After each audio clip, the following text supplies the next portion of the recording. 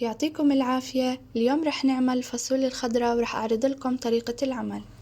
في البداية رح نحط في طنجرة ملعقتين كبار من الزيت النباتي، وهون رح نحط 300 جرام لحمة مفرومة ونحركهم لمدة 5 دقائق.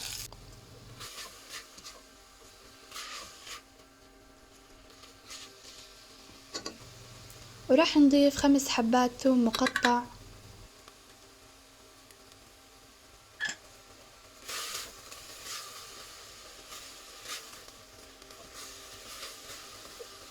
وبعد هيك رح أضيف ملعقة كبيرة من الكزبرة الناشفة، وطبعا رح أحط ملعقة صغيرة من الفلفل الأسود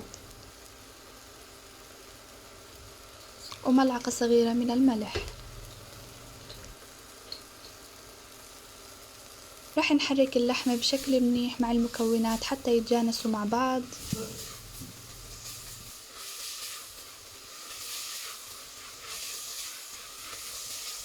ورح أضيف نصف كيلو فاصوليا خضراء مغسلة ومقطعة.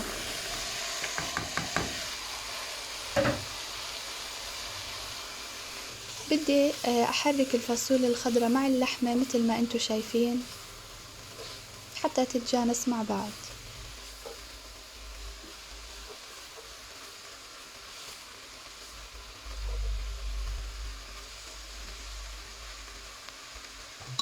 وبعد ما حركنا الفاصوليا مع اللحمة بدي أسكب لتر من المي،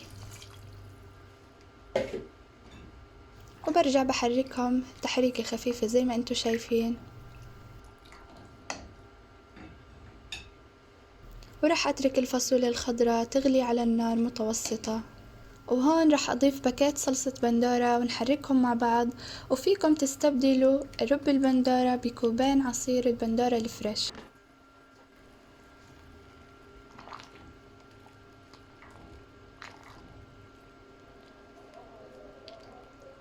ورح أغطي الطنجرة وأتركها على نار هادية لمدة نصف ساعة.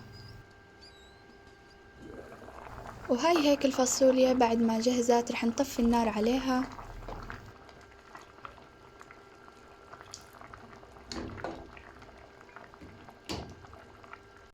وهيك رح تكون خلصت وصفتنا لليوم. بتمنى انها تنال اعجابكم، والف صحة وعافية.